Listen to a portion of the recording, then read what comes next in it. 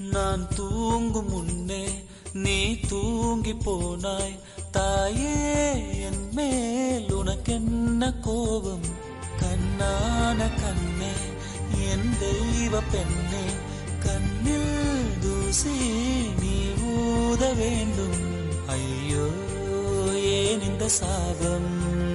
எல்லாம் என்றோ நான் செய்த பாவம்.